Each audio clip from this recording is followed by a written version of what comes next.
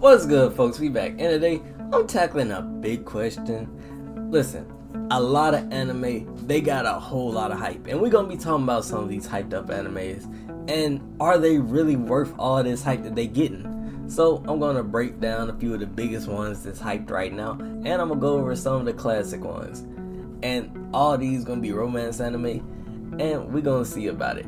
So the first thing I want to talk about, My Dress Up Darling. Now, My Dress Up Darling, I really enjoyed My Dress Up Darling. I'm going to talk about some of the good things about My Dress Up Darling. First of all, the main cast, on one side, you got the guy who's quiet, he's dedicated, and he keep to himself. And on the other side, you got a girl who's really energetic, kind of just bouncing off the wall. And honestly, this duo, it's a fantastic duo. I gotta say, one thing that I did notice, and usually I don't ever look at this stuff, I don't know, the art style and the animation is top tier. Like, this is how you know it's top tier. Usually I can't tell if anything's animated good, because I usually don't care about that at all. Honestly, it could look like, honestly, I'll be fine with pixels as long as the story good. But with this, I actually noticed it, and that's a lot coming from me. So I gotta say, the art style and the animation is some of the best I ever seen. Listen, episode 1 of season 2, I was blown away. From episode 1 to season 2, that's gotta be the one with the very best animations. And I just gotta say, almost felt like I was watching something entirely different because of how well animated it was. Cause season 2, it looks beautiful. Another thing that I really like about My Dress Up Darling, it got a bunch of wholesome moments and it feels genuine. Like, they share hobbies, they support each other, and it's just really nice. Now, on the flip side, what someone could complain about it, they could complain about the fan service.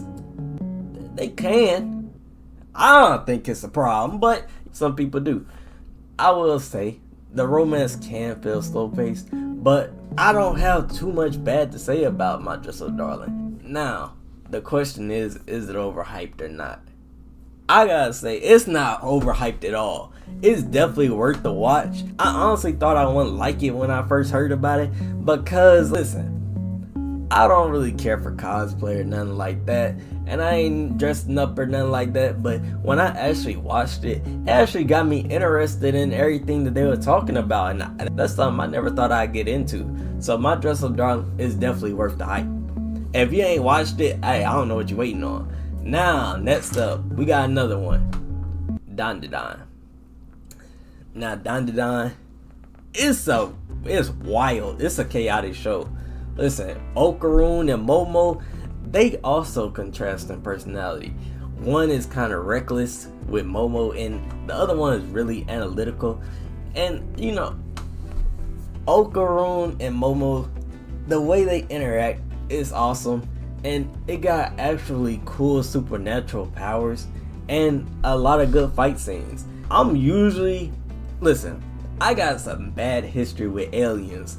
Usually when aliens come into play in anything I watch, I drop it because sometimes, hey, this might be off topic, but Saints Row, if you played Saints Row 4 and they brought the aliens in, after that I hated anything with aliens. But I will say, they do it so perfectly, and it's really interesting, and it's also humorous. So with this, you getting a lot of good humor, and you getting a lot of cool fight scenes. Now, only thing that I could see someone not liking about Dandadan is kind of the opposite of My Dress Up Darling. By that, I mean, with My Dress Up Darling, you could get a little slow pacing, and you might not like that. With Dandadan, hey, the pacing is pretty fast. It's out like that. And you could get lost because of how fast the pacing is of the story. But is it a little overhyped? Not at all. Hey. Dandadan, I ain't seen the episode I ain't like yet. And the art style is good on Dandadan as well. I don't think it's as good as My Dress Up Darling, but it's still there. It's still really good. Next up, let's talk about Horimiya. Now, Horimiya, it's not as hyped up now, but I know there's a lot of people who love it. I gotta say, it does have the same good qualities with the main cast. Like, one is outgoing and the other person is quiet, and it's always a nice balance to see. And the good thing about Horimiya, the people outside of the main cast is also pretty good. They go into a good amount of depth with the side characters, and the side characters do feel like they actually matter. Another thing I want to talk about that's also good is it got a lot of heartwarming moments in there. Now, the bad. Listen, the ending kind of felt a little bit rushed, and when I was watching Horimiya, I was locked in for a long time, and at the end, I was just kind of like, all right, where we going with this? We doing a little too much with it. We doing a little too much. Listen, some characters could have been explored a little bit more. I gotta say, it's slightly overhyped. Listen, just a smidge overhyped. Now, next thing we talking about, Love is War. Now, if you seen the video I posted before this, you gonna know how I feel about Love is War. It's the greatest. Hold up. Let me go over what's good about it. Now, it has clever comedy, it got some sharp dialogue, and the main cast, it's a bit different from all the others, because most times it's opposite attracts. Now, it's like the same two characters attracting to each other, which is a bit different. I will say, some characters, they do have unique personalities that really stand out, but let's talk about what I think is the bad. The gimmick can get really repetitive. I'm sorry. At a certain point, I'm kind of tired of seeing it, listen, I think the gimmick with all the games, I feel like overshadows what could be a deeper moment. This might just be me, but anytime I think or see or look about anything about Love is War, I feel like it's on such a high pedestal that it's a little bit overhyped. I'm not saying it's a bad show. It's a great show. But I just feel like there's a good amount of stuff that's better.